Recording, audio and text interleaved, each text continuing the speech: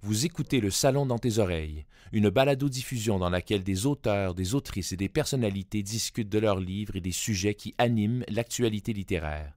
Les enregistrements ont été faits lors du dernier Salon du livre de Montréal. Bonjour tout le monde. Alors, je me présente. Mon nom est Amélie Boivin-Enfield. Alors, c'est moi qui aurai le plaisir d'animer cette table ronde de cet après-midi en compagnie de 3 invités. Alors, je vais vous mettre un peu en contexte de la table ronde. Alors, le titre, c'est « Sans enfants, le grand tabou ». La femme enceinte est un symbole encore largement exploité pour illustrer la féminité. Mais qu'en est-il de celles qui se sentent exclues de ces représentations? Alors, nous allons discuter avec mes 3 invités. Je vous les présente à l'instant.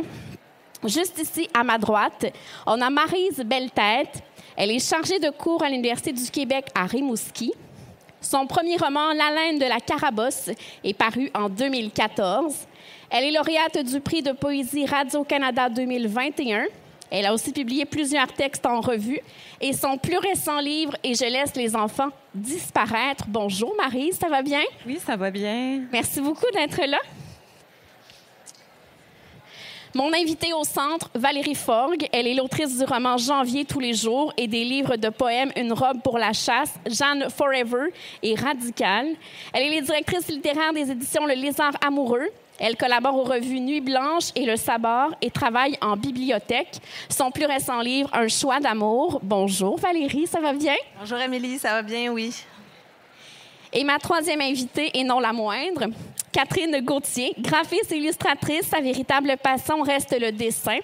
Toujours en exploration, elle aspire à pousser toujours plus loin la qualité de son coup de crayon. Son besoin de créer est nourri par son désir de coucher sur papier le fruit de ses introspections. Son plus récent livre, Je pense que j'en aurai pas. Bonjour Catherine. Bonjour. Alors, mesdames, je commencerai dans un premier temps, pour mettre un peu en contexte notre public, de me résumer brièvement votre livre. Qui veut commencer? Bien, je peux commencer. En fait, c'est de l'autofiction, mais en fait, mon protagoniste, à 37 ans, bien, se rend compte qu'elle n'aura probablement pas d'enfant parce qu'elle est célibataire.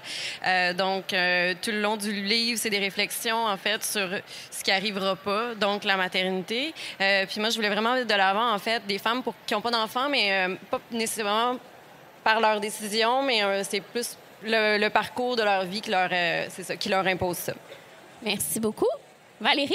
Oui, Un choix d'amour, c'est le récit d'un avortement. Puis tout le chemin, dans le fond, tout le questionnement, toute la réflexion qui mène à ça, à poser, à faire ce choix-là. Le chemin avant, mais le chemin après aussi. Donc, c'est à mi-chemin entre un récit, un essai, une réflexion. Voilà. Merci beaucoup, Maryse. Oui, moi, Je laisse les enfants disparaître. C'est un recueil de poésie en 5 suites. Donc, j'explore un peu, au départ, l'enfance, la période de l'enfance. La transmission aussi est un thème qui est important. Qu'est-ce qu'on peut léguer s'il n'y a personne qui vient après? Et les côtés, disons... les 2 facettes de l'héritage, à la fois la transmission positive, qu'est-ce qu'on reçoit de beau, mais aussi ce qui est un fardeau parfois à porter. Merci beaucoup. Et je commencerai avec ma première question. Pourquoi avoir eu envie de faire un livre sur la non-maternité ou, dans ton cas, sur l'avortement, Valérie? Je peux y aller. Pour ce livre-là, comme pour tous les autres livres que j'ai faits, le point de départ, c'est soit une réflexion ou plus souvent une émotion ou quelque chose qui me dépasse, pour lequel je me sens comme envahie, quelque chose qui prend toute la place. J'ai pas d'autre façon de le dire, vraiment qui me dépasse. Puis au moment où je me suis retrouvée enceinte à 33 ans, c'est exactement ce qui est arrivé. J'étais dépassée par les événements, par toutes les émotions qui venaient avec ça, par tout ce qui se passait dans mon corps et dans ma tête. Et donc, dès le début, dès que c'est arrivé, je savais que j'allais écrire là-dessus. Je savais juste pas de comment ni quand. Mais c'était quelque part dans ma tête parce que j'avais vraiment envie d'explorer. Le refus a été immédiat. Du moment que j'ai vu les petites barres sur le test, là, c'était certain que c'était un non... il y avait un non catégorique. Puis donc, c'était tellement intense comme refus que je me suis dit, il y a quelque chose à creuser là-dedans, quoi. Puis ça m'a quand même pris du temps. La réflexion s'est faite au fil du temps. Mais ça a pris quand même 10 ans, finalement, avant que je prenne... que je me mette à écrire là-dessus. Là. Catherine, dans ton cas, toi? C'est plus en fait que je voyais qu'il n'y avait aucune représentation des femmes qui n'avaient pas d'enfants, c'est pas par choix, mais juste par la vie. Il y a tellement de multiples raisons. Il y en a qui sont célibataires, il y en a qui c'est des problèmes de santé. X, Y, Z, puis moi, j'en ai beaucoup dans mon entourage, puis j'ai envie, en fait, de prendre la parole un peu pour elles. Moi, dire le point de départ, la genèse du recueil, c'est d'avoir perdu un enfant. Et après ça, j'essayais d'écrire, puis je n'étais pas capable de l'aborder de manière frontale, directe. Mais ça a fait advenir plein de réflexions. Donc, de ne pas en avoir, c'est peut-être ce qui va m'arriver. J'arrive proche de la quarantaine, fait que je me dis c'est très possible que j'en ai pas. Mais c'est ça, à cette période-là, je m'attendais à avoir un enfant, revoir, disons, par les yeux de cet enfant-là, les petits chocs de la vie, la magie, tout ça. Donc, le processus qui s'est fait, c'est de revenir un peu sur mon enfance à moi, finalement, pour voir comment j'étais enfant, revenir en arrière, puis la réflexion aussi sur mes aïeuls, les femmes d'avant, comment ils vivaient ça aussi. Le fait d'avoir des enfants, mais d'en avoir perdu. Donc, c'est des réflexions là, qui m'ont accrochée à cette période-là de ma vie. Et je me rends compte à quel point c'est encore un sujet qui est hyper tabou. Est-ce que vous avez eu une réticence à vouloir aborder ça dans vos ouvrages? Pas moi, en fait. Je pense que le monde est quand même ouvert, puis ça dépend toujours comment qu'on l'aborde, en fait. Donc, tu sais, on y va avec respect, avec nuance, puis en fait, aussi, on n'a pas à se sentir mal, c'est nos émotions, c'est nos réflexions, sont légitimes. Moi, j'avais pas de réticence non plus parce que c'était une évidence que j'allais écrire là-dessus. C'est sûr que tout au long de l'écriture, moi, ce qui me retenait, pas ce qui me retenait, je luttais contre la peur de la réception. Il y avait ça beaucoup. Mais sinon, j'essayais d'écrire le plus librement possible parce que justement, tu parles de tabou. Tout ce qui entoure, dans le cas de mon livre, une grossesse non souhaitée, puis donc un éventuel avortement. En tout cas, moi, j'ai vécu comme tous les clichés qui entourent ça, là, la honte, la solitude, tout ça. Bien, je dis cliché, mais c'est vraiment ça. Donc, j'avais envie d'aller un peu contre ça, puis d'aller voir ce qu'il y avait dans ces émotions-là, mais de lutter contre ces émotions-là, puis de les montrer, puis de dire que c'est pas nécessairement honteux ou tabou, puis de briser cette solitude-là qui entoure un événement comme un avortement.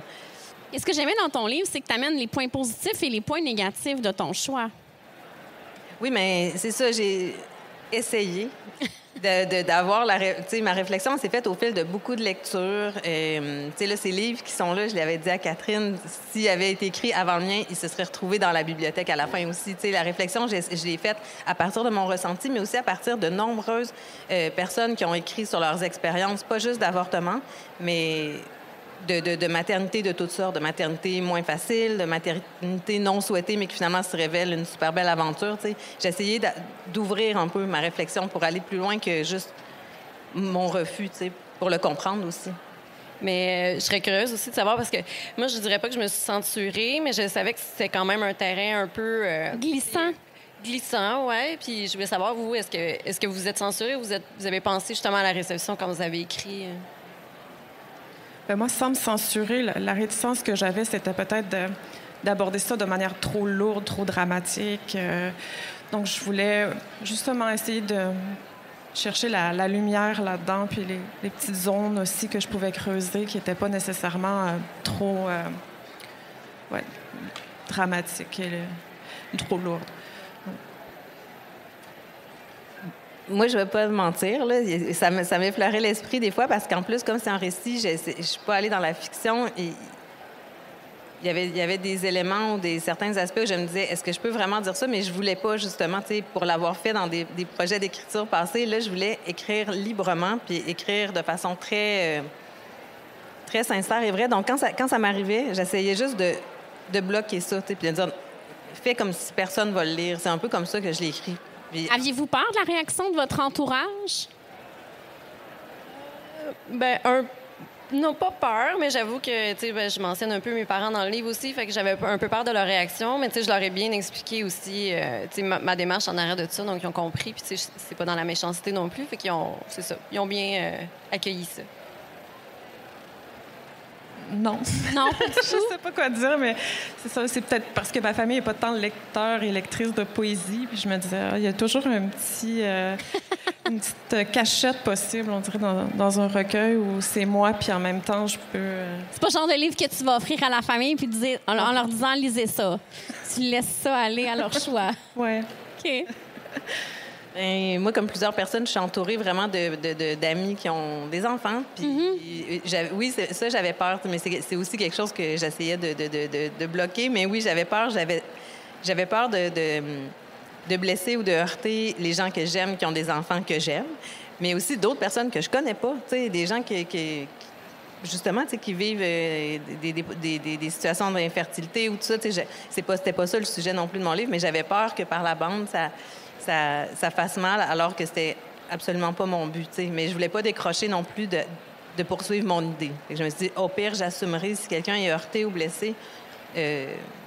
J'assumerai rendu là, mais... ouais.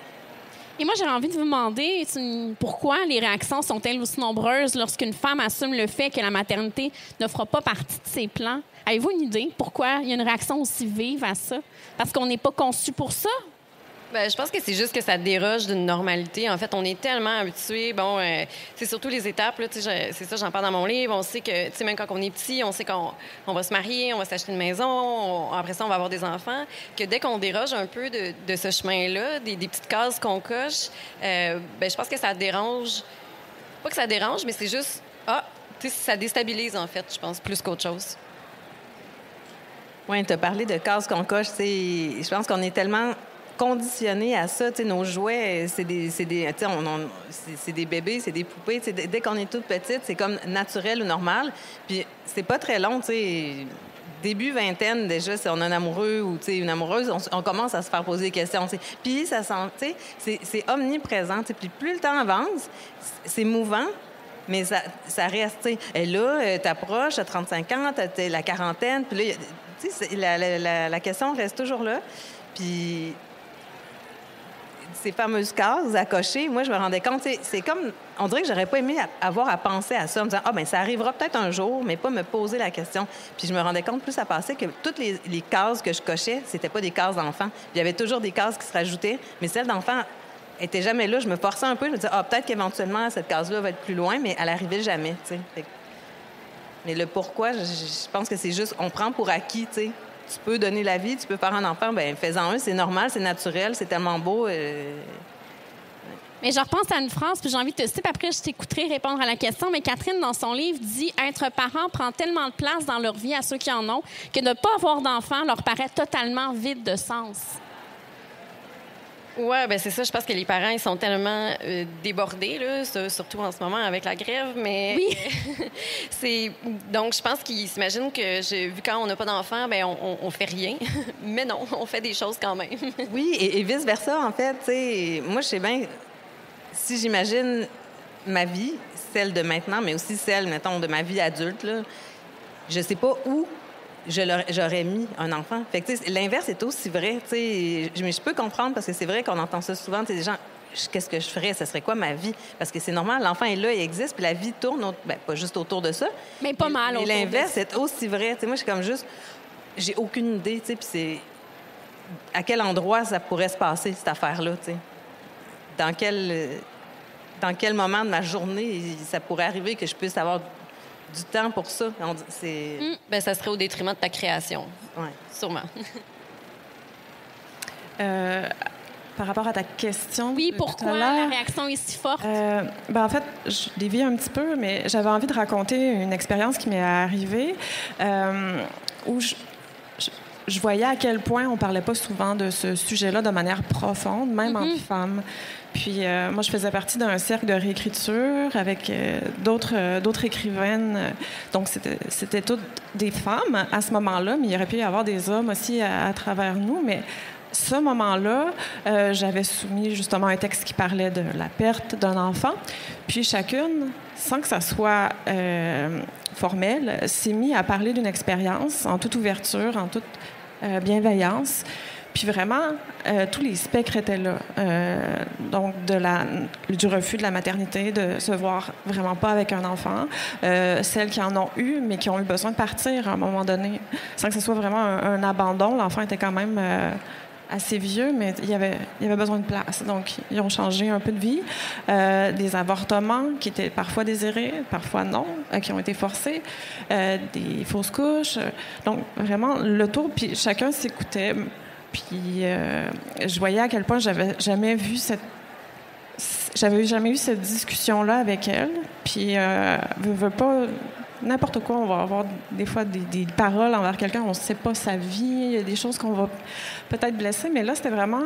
Jamais je m'étais sentie aussi écoutée quand les autres me répondaient, finalement, puis m'ouvraient cette partie-là d'elle, cette partie profonde. Donc, moi, ça m'avait vraiment touchée, puis ça m'avait aussi inspirée là, dans le recueil, en fait. Une partie surtout vers la fin où je parle d'une sororité, une famille de femmes avec tout ça. Donc, je me sentais aussi proche de la personne qui avait vécu une expérience vraiment diverse, vraiment différente de la mienne, mais qui est tout autant... ça l'influence dans plein d'aspects de sa vie. Puis c'est ça, je voyais à quel point parfois on se met des limites nous-mêmes en pensant qu'on va blesser, mais que quand on est là, prêt à accueillir l'autre, prêt à accueillir d'autres expériences, on peut tout à fait être capable de se mettre dans les souliers de l'autre, puis voir à quel point avoir ou ne pas en avoir, on fait des deuils. Il y a des deuils, il y a des sacrifices. Puis, ouais. C'est important d'en parler, puis tu parles justement de perte de fausse couche. On dit qu'une femme sur 4 va perdre un enfant dans sa vie. Puis souvent, puis je pense dans ton cas, Catherine, au niveau des témoignages, c'est que quand on ouvre la parole sur ce sujet-là, c'est incroyable comment on se rend compte que les femmes autour de nous, il y en a beaucoup qui ont vécu ça puis qui n'en ont jamais parlé parce qu'elles ont peur. C'est un sujet qui est encore très tabou. Je pense qu'à force d'en parler, ça va peut-être ouvert aussi peut-être des confidences dans vos cas. Toi, peut-être que Valérie, tu as eu des confidences de femmes qui se sont avortées puis qui n'en ont jamais parlé à personne. Oui, mais tu soulevais un bon point, en fait, c'est qu'une femme qui n'a pas d'enfant, il y a tellement 1001 scénarios. Oui. Donc, c'est justement, tu sais, quand le monde me pose la question, avez-vous des enfants? Est-ce que vous voulez vraiment savoir la réponse? Parce que c'est ça, il y a beaucoup d'expériences en arrière de ça, toutes différentes. Donc, c'est injuste de nous mettre toutes dans la même case de « n'a pas d'enfant ». C'est plus que ça, en fait. Et moi, ce que j'aimais dans ton livre, Catherine, c'est qu'il y a des témoignages de différentes femmes qui n'ont pas eu d'enfants pour différentes raisons. Par exemple, une femme qui ne se sent pas prête à en avoir, les essais sont infructueux, elles vont en clinique de fertilité, ça ne fonctionne pas, qu'elle n'a pas rencontré l'homme de sa vie au moment où elle était encore fertile, puis son conjoint en avait déjà, fait qu'elle n'en aura pas avec lui. Les problèmes d'ovaires des femmes. Est-ce que ça a été dur de trouver des femmes qui voulaient témoigner? Non, pas du tout. En fait, c'est toutes des amies, c'est toutes des femmes de mon entourage. En fait, j'aurais pu faire un livre uniquement de témoignages, tellement il y en a énormément, en fait. Puis on n'en parle pas, justement. Donc, moi, je trouvais ça intéressant de ramener ça dans mon livre pour montrer différents points de vue, puis venir enrichir encore plus, en fait, ce thème-là de la non-maternité. Et je pense que ta question, comme tu disais, à force d'en parler, je pense peut-être d'inciter les gens à ne pas poser cette question-là. As-tu des enfants? Pourquoi tu n'as pas d'enfants? Parce que c'est tellement intime comme raison. Oui, souvent. C'est ça, c'est que c'est super intime, mais en même temps, c'est tellement... Tu sais, c'est du small talk, là, c'est pas méchant, en fait, quand les personnes te demandent ça. C'est juste un peu pour saisir la personne, mais c'est juste que ça reste super personnel, en fait. Chaque femme a une expérience différente par rapport à la maternité. Donc, c'est ça. Peut-être oublier cette partie-là du small talk. Complètement. Ou, comme Valérie disait tantôt, quand tu es en couple, c'est quand que vous allez avoir un enfant. Ça revient tout le temps. Là. Entre 20 et 40, on s'est fait poser tout le temps, là, cette question-là. Même après 40, en fait, là, le monde dit « Ah, il n'est pas trop tard, regarde-t-elle, elle a eu à 48 ans, elle a des jumeaux. » Tu sais, comme, ben là, ça va-tu finir, tu sais? À quel âge on arrête de se faire poser cette question-là? Mais qu'est-ce qu'on devrait répondre à ces gens-là? Est-ce qu'on dit la vérité? Je pense qu'on finit par se construire une espèce de petite cassette là, qu'on sort selon notre niveau de à quel point on connaît la personne aussi, à quel point on se confie. Mais c'est plate d'être toujours être confronté à ça. Ben, en même temps, moi, c'est un peu ce qui m'a poussée à écrire le livre. Là. Parce que, justement, les personnes te demandent tellement tout le temps la question que tu n'as pas le choix en tant que femme de te positionner sur la maternité, en fait. J'ai pas l'impression que les gars, ils se le font demander autant. Pourtant, sont impliqués dans le processus également. Mais c'est ça. Je pense que toute femme s'est fait poser la question. Fait que toute femme a une réflexion sur la maternité constamment. Là. Mais pourquoi c'est mieux accepté chez un homme qui n'a pas d'enfant qu'une femme? Non, mais je me suis posé cette question-là. Pourquoi qu'un gars ne se fait pas harceler sans arrêt pourquoi tu n'as pas d'enfant, puis que la femme, continuellement, s'est posé cette question-là? Honnêtement, j'en ai aucune idée, mais ça me fait rire parce que c'est une question que je me suis fait poser, peut-être toi aussi sûrement, puis c'est une question qu'on réfléchit, mais j'ai aucune idée pourquoi. Je pense que c'est aussi à cause de la construction des rôles, puis parce que vraiment, la femme, même si elle a fait plein de chemins puis qu'on peut faire tout ce qu'on veut, il reste quand même cette image très forte qu'une femme, c'est comme si toutes les femmes avaient à l'intérieur d'elles une mère potentielle, mais je crois pas que c'est vrai. Puis mais c'est que ça réduit la parentalité à la maternité, oui. en fait. Oui. Mais non. Il faut être deux pour faire un enfant. Il y a des exceptions, mais tu sais, les gars ont devraient avoir ce fardeau-là aussi de se poser la question, est-ce qu'ils veulent vraiment des enfants? Pourquoi? D'être vraiment impliqués dans le processus, même si c'est pas eux qui portent l'enfant, en fait. Mm-hmm. Ouais. Non, c'est ça. Je pense que c'est la fille qui se pose souvent peut-être plus la question pourquoi elle en veut ou pourquoi elle en veut pas. Puis le gars, souvent, il vient. Il suit, oui. Puis en même temps, tu sais, je lisais un article dernièrement, l'essai de Jessica Barker sur Dis-moi maman, puis elle parle justement du fait que de plus en plus, on parle avec les intervenants, les psychologues qui voudraient que ça soit 6 mois le congé de maternité, puis que si le père prend pas de 6 à 12 mois, ils le perdent. La mère a de 0 à 6, puis après, s'il le prend pas, tant pis, ils l'ont pas. Ouais, je pense qu'il y a beaucoup d'hommes qui aimeraient ça, en fait, aussi. C'est juste que là, c'est pas la norme, donc c'est pas la loi qui va dans ce sens-là. Mais en fait, moi, je trouve que les pères devraient passer les premiers mois avec un enfant parce que c'est là que l'attachement se fait aussi. Puis c'est là qu'ils prennent plus la responsabilité aussi, peut-être, d'être tout seul avec un enfant. Là, c'est toi c'est toi le boss, en fait. Oui, non, c'est ça. Mais tantôt, je pense que c'est Valérie qui parlait du fait, ou Catherine, par rapport à la créativité, parce qu'on voit beaucoup que les femmes, quand elles tombent en congé de maternité, au niveau du travail, elles vont perdre de l'ancienneté. Au niveau salarial, à la fin, ils vont avoir moins de sous pour la retraite. Et j'ai l'impression que le fait de faire peut-être ce congé-là, ça obligerait peut-être à la femme à retourner rapidement sur le marché du travail, qui a peut-être de moins de conséquences, là. Oui, non, je pense, ouais, c'est sûr. Malheureusement, c'est ça. Je pense que les mères sont perdantes des fois dans le marché du travail parce que aussi, mettons, si la garderie va appeler la mère en premier, c'est elle qui est obligée de prendre congé si l'enfant est malade, des trucs comme ça. Il y a une carte d'assurance maladie, souvent c'est pour les enfants, souvent c'est la mère qui est là. Donc ça, je pense que c'est j'ai pas l'expérience mais... Non, mais ça amène peut-être une réflexion. Ça peut peut-être jouer dans le choix d'une fille d'avoir des enfants ou pas par rapport à ça. Oui, parce qu'on dirait qu'il faut choisir entre la carrière ou les enfants encore de nos jours. Une carrière moindre, parce que oui, on continue de travailler, mais c'est sûr qu'il faut trouver une carrière avec un employeur qui est flexible. Donc, je ne sais pas à quel point il y a des femmes qui choisissent, mettons, des métiers qui leur prennent 50 heures par semaine, puis que c'est un choix à faire, malheureusement, encore de nos jours, je pense. Oui, c'est ça. On dirait que j'ai l'impression que il y a plein d'études ou d'enquêtes qui montrent ça, que la femme va être perdante. En même temps, on a quand même beaucoup d'exemples. Moi, je pense sur le plan créatif, autant des écrivaines que des personnes qui font des arts visuels ou du cinéma. T'sais, on a quand même... J'essaie de garder ça en tête quand même. On a plein d'exemples de personnes pour qui ça marche, pour qui ça fonctionne, toute cette cohabitation-là de conciliation et tout. Je pense qu'il faut juste ramener ça aussi comme tu disais, à tous les scénarios puis aux 1001 histoires qui sont possibles. Sentir que c'est pas possible ou que c'est quelque chose qui serait trop gros pour une personne, une autre personne peut gérer ça de façon différente, oui. Ouais. Mais en même temps, moi, j'entends beaucoup d'autrices qui n'ont pas d'enfants, qui sont près de la retraite, puis qui disent qu'ils n'auraient jamais pu créer de cette manière-là s'il y avait eu des enfants. Et des fois, c'est un choix à faire, si on met la carrière plus de l'avant. Oh ouais, non, c'est sûr. T'sais, moi, en plus, j'ai un métier en dehors de l'illustration. Donc, de rajouter un enfant dans l'équation, je suis pas sûre que j'aurais écrit un livre. Je suis pas sûre que j'aurais eu le temps et l'énergie parce que j'ai passé énormément de temps là-dessus, des soirs, des fins de semaine. Donc, je pense qu'il y aurait... clairement, ce sujet, ce livre sur ce sujet-là n'aurait pas vu le jour, mais je pense pas que j'aurais eu le temps de consacrer autant d'heures à ma création. Ouais.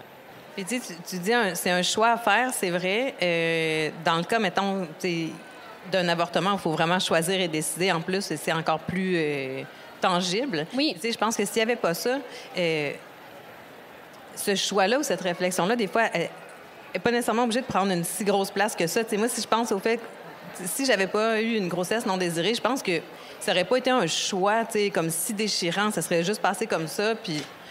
Parce que, honnêtement, c'est pas quelque chose à laquelle je pensais. C'est tout le temps les autres qui me ramenaient ça en pleine face. Vas-tu en avoir? En veux-tu? Pourquoi? Puis c'est au moment de l'avortement que c'est là, OK, il faut décider parce que c'est vrai, c'est concret, ça existe, ça se passe. Mais sinon, je pense que ça arrive aussi des fois qu'il n'y a pas tant un grand choix. La vie se passe un peu comme tout le monde dans ton livre, à certains passages. Ça se passe ou ça se passe pas. Puis pour certaines personnes, c'est pas plus grave que ça. C'est pas obligé d'être déchirant ou d'être un choix crucial non plus. T'sais. Et dans d'autres cas, c'est un deuil à faire parce qu'ils en voulaient, puis la vie a fait en sorte qu'ils n'en ont pas aussi. Ouais. C'est pour ça que la question, des fois, aussi peut être confrontante aussi. Parce que des fois, c'est pas ton choix à toi, puis la vie a fait que tu n'en as pas. Oui, c'est ça. Donc, c'est ça. On dirait qu'on est obligé tout le temps de se justifier, de tomber dans la justification. Donc, je pense que c'est encore pire quand c'est pas une décision, en fait. Même quand c'est une décision, ça doit être... En fait, c'est ça, c'est personnel. En fait, ça nous regarde aussi. Mais de se le faire demander tout le temps, c'est ça. On est obligé de se justifier, on est obligé de le dire constamment. Puis, tu sais, si je pense à l'avortement, tu sais, il y a plein de façons de vivre ça aussi, mais tu sais, moi, j'ai eu énormément de peine. Là. J'ai vraiment beaucoup pleuré, puis j'étais bouleversée de cette affaire-là. Puis on le ça sent. ajoute à la honte parce que t'as pas envie de te faire dire, c'est parce que tu le regrettes, dans le fond, tu le voulais. C'est même pas ça, c'est autre chose. Il y a quelque chose qui entoure un geste comme ça qui est vraiment chargé émotivement. C'est peut-être un mélange de, autant physique que notre corps se prépare quand même à avoir un enfant, donc les hormones, mais aussi tout ce qui se passe dans la tête. Fait que, tu sais, quand tu parlais du small talk tout à l'heure, c'est ça, cette réflexion-là, des fois, c'est comme difficile Elle est intime, puis des fois, c'est difficile d'avoir à la faire devant les autres, alors que, le chemin, c'est peut-être même pas fait encore à l'intérieur de nous. Une réflexion qu'on se ferait comme toute seule ou dans un groupe de femmes qui discutent comme tu as vécu. Mais là, c'est comme, il faut que je trouve des réponses, il faut que je dise ça, là, dans la face de quelqu'un. Pourquoi j'ai-tu vraiment pensé? Est-ce que je sais veux comment, pourquoi? Veux-tu vraiment savoir pourquoi? J'ai-tu vraiment envie de dire la vérité aussi? Mais je serais curieuse de t'entendre aussi. Oui, c'est ça. Quand les gens te posent la question, est-ce que tu as la réponse course ou la réponse à développement? Ou... Bien, c'est quand même rare, je dirais, présentement, que je vais poser cette question-là. Mais souvent, ça va être la réponse courte. Là, j'en ai pas. C'est tout. J'élabore rarement, là, à moins qu'il y ait le lieu pour le faire, l'espace et l'écoute. Là, mais c'est ça. Dans la vie de tous les jours, je pense que les gens que je côtoie respectent assez ce silence-là, disons, ou cette... ouais. Tant mieux. Ouais. Tant mieux. C'est peut-être signe que ça avance tranquillement, puis qu'un jour, on arrêtera de se faire poser cette fameuse question-là. Et Maryse, dans ton recueil de poésie, tu dis « Sans enfant qui court devant... je recommence. « Sans enfant qui court devant soi, où s'enfuient les traditions. » Et j'aurais envie qu'on parle un peu d'héritage. Comme vous n'avez pas d'enfants, les filles, du moins pour l'instant, est-ce qu'écrire des livres, c'est un moyen pour vous de laisser une trace, un héritage dans la société? Je dirais peut-être pas une trace dans la société, mais pour moi, il y avait quelque chose de cette question-là là, qui passait. C'était une réflexion là-dessus. Je trouvais ça un peu vertigineux de penser à toutes les femmes et à tous les hommes qui m'ont précédée pour que moi, j'arrive sur cette terre, puis finalement, me rendre compte que potentiellement, ça va s'arrêter à moi. Je trouvais... Il y avait quelque chose qui me dépassait. Puis dans le livre de Valérie, ce que j'ai trouvé beau, il y avait une phrase qui disait justement que toi, c'était pas une anxiété, la fin de la transmission.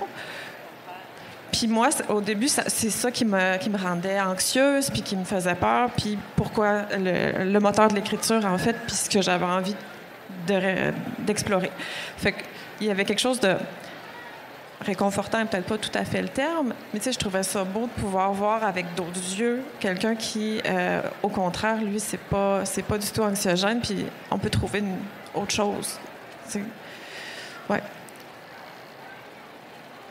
Ben moi, je te prendrais presque tes mots. J'ai pas écrit ça non plus pour laisser une trace dans la société, mais plutôt une trace à la base. Tu sais, on écrit pour entrer en communication avec les autres. Donc, évidemment qu'il y avait les personnes qui allaient lire au bout. Mais à la base, c'était vraiment pour moi, justement pour inscrire, pour réfléchir ce moment-là, en garder une trace la plus, on va dire, complète possible au moment où je l'écris aussi. Puis c'est vrai ce que tu dis, cette phrase-là, quand je l'ai écrite, pour moi, elle est très vraie, puis elle est très pleine de sens. Mais ça, pour moi, c'est un réconfort, c'est de dire... Je voudrais pas dire que je veux mourir ou m'enlever la vie, mais tu sais, le fait de ne pas avoir d'enfant, c'est un peu comme... À ma mort, c'est mort, puis c'est tout. C'est comme une façon... Je sais pas pourquoi. Pour moi, c'est un réconfort, cette phrase, cette pensée-là, mais elle est très vraie. En même temps, vos livres vont rester après votre mort. T'sais, je me dis, c'est peut-être un moyen de laisser quelque chose. Oui, nos livres, puis les gens qu'on aime, puis les enfants de nos amis qui nous aiment, puis nos neveux. Il y a plein de personnes d'autres. La trace, elle reste ailleurs aussi. Elle reste pas... C'est comme donner... Évidemment, il y a la trace dans notre corps, nos gènes, notre sang, mais tu sais... pourquoi tout mettre dans ça? Et moi, j'ai lu... mon père est décédé il n'y a pas très longtemps, et j'ai lu plein de trucs un peu sur la mort. Puis on disait, on meurt 2 fois. J'ai lu quelque part, on meurt 2 fois. On meurt au moment de notre vraie mort, mais aussi au moment où une personne prononce notre nom pour la dernière fois. Donc, quand la dernière personne qui se souvient de nous, fait qu'il y a beaucoup ça aussi, la transmission ou la trace, elle reste dans le regard de tous les gens qu'on aura côtoyés ou qui nous ont connus, t'sais. Ben moi, c'est pour ça que j'avais pas de pression, en fait, où je me suis pas sentie mal de pas continuer mon arbre généalogique, un peu parce que je trouve ça futile, en fait, de penser qu'un enfant va continuer une tradition. C'est juste une vie nouvelle, en fait, qui commence. Tu sais, je trouve ça super triste, mais je connais pas mes arrière-grands-parents. Faudrait que je fouille pour trouver leur nom. Je connais pas leur vie non plus. Fait que, tu sais, si j'avais fait un enfant, ses petits-enfants, ils connaîtraient pas mes grands-parents, mes parents. Tu sais, c'est futile, en fait. C'est une mémoire qui s'efface, une tradition. Donc, faut pas voir ça c'est ça, comme une grande tradition qui continue. Je pense que si on fait un enfant, c'est juste pour faire un enfant, puis parce que c'est beau, pas pour continuer une généalogie, en fait. Donc, pour moi, j'ai pas eu ce deuil-là, en fait, de ne pas continuer cette branche-là. Puis, je pense que les livres, oui, c'est une trace que je laisse. On va voir à quel point ça va laisser une petite ou une grosse trace, mais... c'est ça. Et c'est des écrits qui sont très personnels. Est-ce que ça a été dur pour vous à écrire? Sans que ça soit vraiment difficile, il y a des choses peut-être que je suis pas encore entrée à 100%, on dirait, qui me restent encore à creuser. Fait que je sais que j'ai des petites zones d'événements qui sont encore... qui ne sont pas écrites, que j'ai pas réussi à aller vraiment jusqu'au fond de la chose avec sincérité ou avec intensité. Donc, éventuellement, peut-être qu'il y aura autre chose. Ça continue, c'est encore en chantier. Là, il y a d'autres... Ça t'habite encore. Éventuellement, il y aura peut-être quelque chose, soit tout simplement pour toi ou que tu auras envie de partager avec nous. Parce que du côté de mon histoire... familiale. Je parle aussi de mes grands-mères, tout ça. Fait que, ça, il y avait comme pas de problème, on dirait, à aller puiser. Moi, je trouvais ça... J'ai cette suite-là qui parle de mes 2 grands-mères, en fait, que j'ai un peu transformée comme si c'était qu'une seule femme qui était l'image de l'aïeul, finalement. C'est un mélange des souvenirs que j'ai de ma grand-mère paternelle, ma grand-mère maternelle et aussi mon arrière-grand-mère, en fait.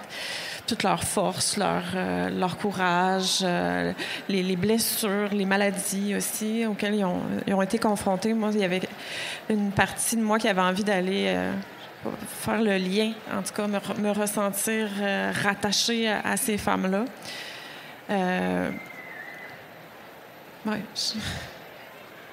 Dans ton cas, toi, Valérie, on l'a dit, ça aborde l'avortement que tu as vécu il y a 10 ans. C'est très touchant. Puis je trouve que tu te dévoiles beaucoup. Est-ce que ça a été dur pour toi de te replonger il y a 10 ans quand tu as vécu ça? Oui, malgré la distance, je n'étais pas torturée non plus, mais c'était pas confortable comme écriture. je mets des guillemets, mais tu sais, le réconfort, il est venu beaucoup des lectures qu'il y avait autour de moi, tu sais. Autant dans ce que je lisais que dans ce que je découvrais comme livre ou comme forme ou comme façon de dire ou de parler de ces événements-là. Mais sinon, en l'écrivant, c'est sûr que il y avait le désir de le faire. Donc, j'étais animée. C'était la partie le fun. Puis tout ce qui était réflexion aussi était le fun. Tu sais, mais les moments qui parlent vraiment de la grossesse, de la découverte, de l'avortement et tout, c'est des moments qui sont gravés. Moi, je trouve que c'est quelque chose qui s'inscrit profondément en nous. En tout cas, peut-être pas tout le monde, mais...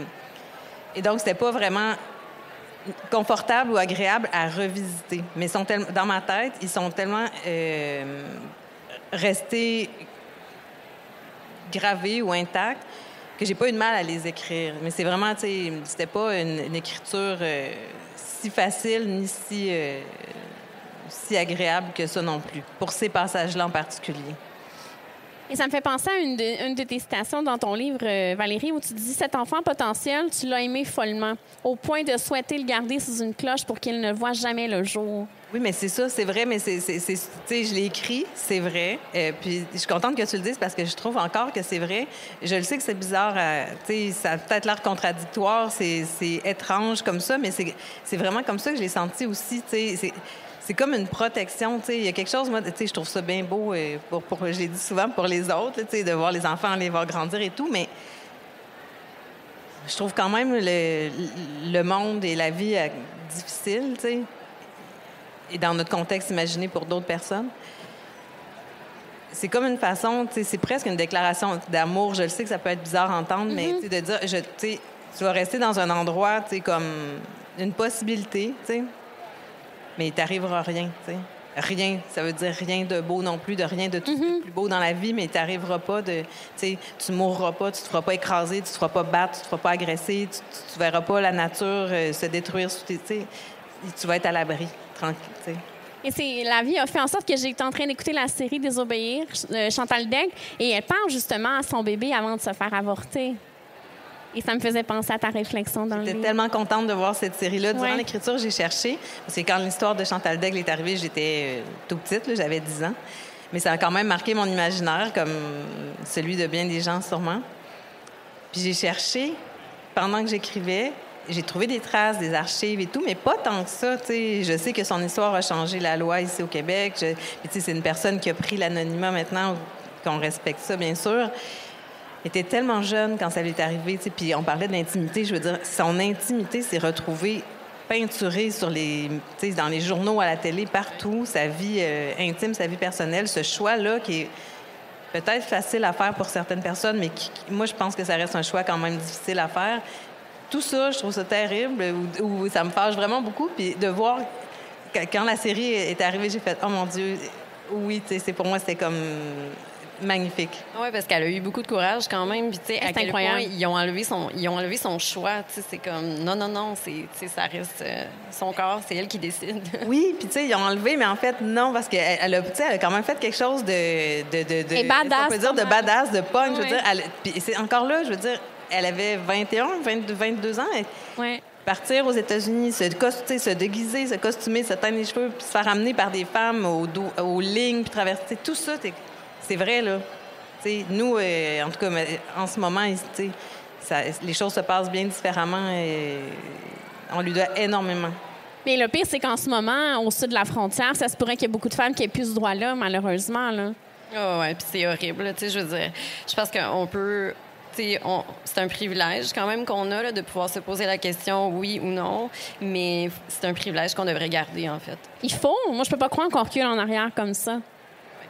Et ça me fait peur parce que, tu sais, en ce moment, dans les sondages au Canada, c'est peut-être les conservateurs qu'on aura là, à la tête de notre pays, puis peut-être que ça changera. Là. Je peux pas croire qu'on est rendu là. Mesdames, je serais curieuse de savoir à qui s'adressent vos livres. Est-ce que ça s'adresse aux femmes qui pensent comme vous à la non-maternité ou tout le monde devrait lire vos livres? Moi, je pense que toutes les femmes vont pouvoir se reconnaître. En fait, je pense que c'est sûr que si tu es au début de la jeune vingtaine, tu verras peut-être moins, en fait, toutes les possibilités s'ouvrent encore à elle, mais c'est ça, les femmes dans la trentaine, c'est sûr qu'ils vont se reconnaître dans le questionnement parce que c'est sûr qu'on a un deadline biologique, en fait. Oui. Donc, on est obligé, c'est ça, on est confronté à ça, donc ça nous fait poser des questions. Mais tu vois, je commence à avoir quelques lecteurs masculins aussi qui se reconnaissent là-dedans. En fait, tu sais, je parle de la maternité, mais ça peut s'appliquer à la paternité aussi. Donc, c'est vice-versa. Même si tantôt j'ai dit qu'écrire, c'était aller vers l'autre, au départ, moi, il y avait quelque chose d'un peu égoïste dans le sens où j'avais besoin de mettre en mots sans nécessairement penser à qui allait le recevoir. Puis au fil de l'écriture, les personnes à qui ça s'adressait, c'est devenu un petit peu plus comme les quelques personnes peut-être qui auront vécu une expérience semblable puis qui se reconnaîtraient là-dedans, tu sais, dans le fait d'avoir choisi d'avorter. Puis là, mais maintenant que le livre existe, j'ai reçu des retours de tellement toutes sortes de personnes différentes, des mères et des non-mères, que je pense qu'ils s'adressent à tout le monde. Mais c'était pas pensé comme ça au départ. Moi, je me disais, ça va toucher peut-être quelques personnes qui ont avorté puis qui vont se dire, ah oui, ça me parle. Mais je pense qu'il y a beaucoup de personnes là, dans les deux situations qui se retrouvent dans le livre. J'en suis bien contente. Mais c'est confrontant de lire parce que, tu sais, moi, quand je lisais, j'avais une opinion sur l'avortement, puis on dirait que tu as comme brassé la cage, puis ma réflexion a comme un peu changé après t'avoir lu, c'est d'avoir eu accès à une histoire intime comme la tienne. Bien, c'est que tu livres tellement tes émotions, tu sais, c'est ton point de vue, puis je pense que c'est des réflexions que toutes femmes, même s'ils n'ont pas passé par là, peuvent se mettre dans tes souliers puis te comprendre, en fait. Merci, mesdames.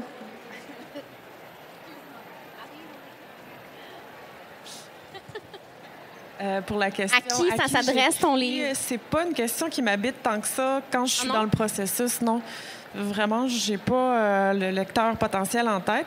Mais je dirais à qui veut bien l'accueillir, là. Il y a à tous ceux et à toutes celles à qui ça pourrait parler, aider ou juste envie de découvrir la poésie de ce style-là, là. Ouais.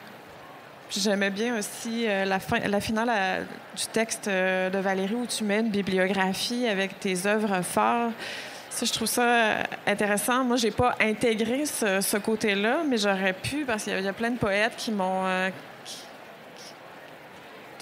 influencé, qui étaient sur ma tablette, que je lisais en ce moment, dans le moment où j'écrivais. C'est ça, c'est de retrouver des fois une espèce de communauté dans des livres, puis découvrir d'autres perspectives. Ouais. C'est parce que dans vos livres, vous faites référence justement à des œuvres d'autres artistes. Dans ton cas, Catherine, je pense qu'il y a quelques films dont tu fais mention dans le livre. Valérie, d'autres auteurs qui ont écrit sur la non-maternité. Moi, c'était plus, en fait, pour mettre de l'avant, en fait, comment que la pop culture, en fait, les rom-coms, à quel point, justement, on a une pression... Une brainwash, un peu. Oui, une pression de se mettre en couple, d'avoir des enfants, mais, tu sais, de vivre ce conte de fées-là, un peu. Puis quand ça nous arrive pas, ben là, c'est confrontant parce qu'est-ce qu'on se dit? Est-ce qu'on a échoué? Ou c'est ça. Donc, moi, c'était moins inspirant, c'était plus dénonciateur. Pour moi, c'était super important de mettre cette bibliothèque-là à la fin parce que je me serais mis à l'écriture, bien sûr, de toute façon, mais j'ai vraiment été portée par ces livres-là tout au long de l'écriture. Tu sais, je les appelais mes livres. Dans la plupart des projets d'écriture que je fais, j'appelle ça des livres permission. C'est des livres soit qui m'inspirent à cause de leur forme, de leur sujet, de la façon dont ils prennent la parole et tout. Pour ce projet-là, la pile de livres permission était particulièrement... assez construite, elle a grossi au fil du temps. Mais c'était impensable de ne pas les mettre parce que il y avait beaucoup d'allers-retours, il y avait beaucoup d'échos, puis je me suis vraiment sentie entourée. Puis je me disais, si ces personnes ont pu faire ça, je peux le faire. Je peux écrire le mien aussi. Puis c'est très humblement là, mais j'ai envie comme de poser le mien aussi parmi eux après. Si on pense au livre d'Annie Ernaux, L'événement, qui est un livre hyper important, mais c'est complètement différent. C'est un avortement clandestin qui a eu lieu dans les années 60. De voir aussi comment les choses ont changé, mais comment cette prise de parole à ce moment-là était complètement différente. Puis je sais que j'ai la chance même d'avoir pu écrire un livre comme ça sur ce sujet-là, ici, maintenant, D'autres personnes pourraient payer cher pour ça. Non, c'est ça, ailleurs dans le monde, la réaction serait pas la même, là. Ouais, ben, je pense que c'est ça que j'aime, moi, de l'autofiction ou des œuvres vraiment personnelles. En fait, c'est comme si l'auteur te confiait quelque chose à toi. Il y a une véracité, il y a une authenticité aussi, il y a une vulnérabilité qui... En tout cas, fait que peu importe le point de vue, justement, que ça pourrait être divers, mais ça vient te chercher, en fait, plus, en tout cas, mon avis.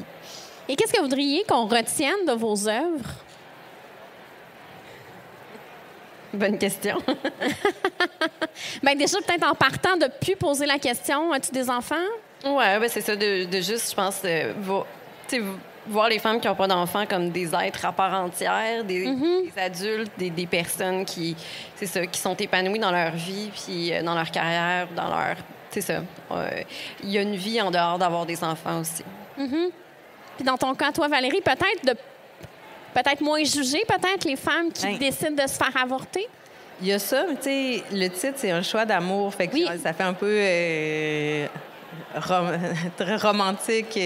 Mais tu sais, je pense que ce que j'aimerais que les gens gardent, c'est ce côté-là, l'amour, pas juste l'amour, tu sais, l'amour de soi, l'amour pour les autres aussi, justement, de pas juger ou de vraiment aussi, de véritablement s'intéresser aux histoires des autres et pas dire, ah ben tu sais pas, penser qu'on sait mieux que les autres ce qui est bon pour eux, tu sais, ou pour elles. Fait que, garder ça en tête, l'amour. Peut-être rester à l'écoute des autres. Là. C'est un peu dans le même sens que Valérie. Là. Puis, encore là, j'aurais envie de...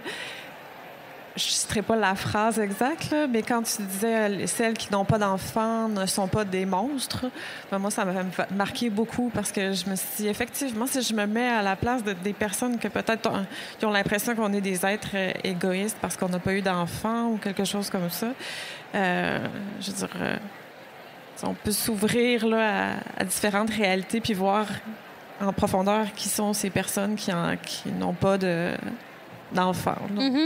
Un peu plus d'empathie, peut-être. Ouais. Et mesdames, est-ce que vous avez envie d'écrire autre chose sur ce sujet-là? Ou autre chose, tout simplement? Est-ce qu'il y a d'autres projets qui sont en cours? S'en viennent pour le futur? Moi, je pense que j'ai fait le tour de ce sujet-là. C'est sûr que moi, je vais continuer à écrire sûrement de l'autofiction aussi, mais sur d'autres sujets. Mais là, pour l'instant, j'avais besoin de... Il vient de sortir au mois de septembre, donc j'avais besoin, je pense, de le laisser vivre un peu avant de me lancer dans un autre projet. Écrire sur ce sujet-là à nouveau, je sais pas. En parler, oui, parce que je trouve ça vraiment riche, puis j'aime ce type de discussion, c'est certain. Mais pour l'écriture, il y a d'autres projets en cours déjà, puis tu sais, je pense que moi, j'ai trouvé une forme aussi avec ce livre-là. Tu sais, j'ai écrit des romans que je renie pas du tout, mais tu sais, je pense qu'il y a une forme qui me correspond beaucoup plus que j'ai trouvé au fil de l'écriture d'un choix d'amour, donc sans réécrire nécessairement sur ce sujet-là, c'est certain que cette forme-là va m'habiter. C'est une espèce d'hybridité entre les genres. Puis sinon, ben, toujours la poésie aussi. Je pense qu'il y a encore des choses, comme je disais tout à l'heure, que j'ai envie de creuser, des thèmes de la filiation mère-fille, mais peut-être dans l'autre sens. Ça va aller peut-être dans d'autres voies. Que je n'ai pas encore de thème précis, en fait, mais la forme poétique, peut-être essayer autre chose aussi, d'autres genres, des fragments, ça m'intéresserait. Donc, je suis toujours à la recherche là, de la prochaine idée, mais en travaillant tout de même là, sur des textes qui sont présentement des ébauches ou des petits filons à suivre. Là. Et moi, j'aimerais ça qu'on parle, vu qu'il me reste un petit peu de temps, sur votre processus créatif. Comment ça s'est fait, le processus créatif de vos livres? Dans ton cas, toi, Catherine, est-ce que c'est ta trame personnelle qui est arrivée en premier? C'est les témoignages, les illustrations? Non, les témoignages, c'est arrivé plus à la fin. J'ai procrastiné parce que je suis moins à l'aise, moi, avec un texte continu. D'habitude, vu que je fais de la BD, c'est une phrase, une case. Bon. Fait que j'avais sélectionné mes personnes, mais c'est ça m'a pris du temps avant de l'écrire. Mais pour la bande dessinée, ben comment j'ai vraiment monté c'est comme un storyboard, en fait, là. Fait que j'avais vraiment monté mes textes, mes images, tout en même temps, de un à l'autre. Après ça, je place mes images. Puis après ça, je passe en production, en dessin. Puis là, c'est des heures et des heures et des heures et des heures. Dans ton cas, toi, est-ce que tu as fait beaucoup de lectures, beaucoup de recherches, puis après... En fait, pour ce livre-là, l'élément déclencheur, c'est une invitation que j'ai reçue du Crachoir de Flaubert, qui est une plateforme, une revue de création en ligne de l'Université Laval. C'est une revue de création et de réflexion sur la création à l'université. Et donc, ça faisait 10 ans, l'avortement et tout. Je me suis dit, OK, je pense que c'est le moment pour écrire là-dessus. Puis au départ, moi, c'était un texte par mois. J'ai choisi la forme du fragment, puis je me suis vraiment accrochée. Il n'y avait pas d'ordre, il n'y avait pas de structure, de quoi que ce soit. Je me suis juste dit, va avec les flashs ou les souvenirs que tu as. Donc, c'est vraiment comme ça. Je les ai fait comme un peu des photos, des instantanés, des petits polaroids, là, chaque texte. C'est vraiment au bout de... Ça a duré 1 an, cette résidence-là. Donc, c'est au bout de l'année que là, j'ai vu, comment ça se dessine. C'est un peu comme le squelette, la structure du livre qui s'est fait. Puis c'est par la suite... Bien sûr, j'avais fait des lectures, mais c'est vraiment par la suite que là, j'ai vu, OK, les possibilités, comment organiser ça, puis... Les livres que j'ai lus, bien là, tranquillement, sont venus nourrir tout ça. D'autres fragments se sont ajoutés. Mais ça a vraiment commencé par des flashs. Le tenter d'écrire au maximum ce que je me souvenais de cet événement-là. Marie, je pense que tes poèmes sont venus de différentes revues dans lesquelles tu avais écrit, je crois. J'ai publié une suite, je pense, dans la revue Moebius.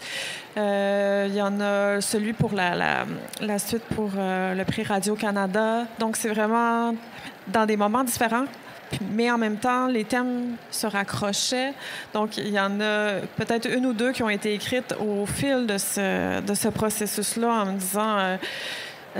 j'aimerais donner, par exemple, un début à ce cycle-là. Je parlais de mon enfance. Après ça, il y avait le poème de mes grands-mères. Donc, on va aller peut-être plus vers les ancêtres, la généalogie.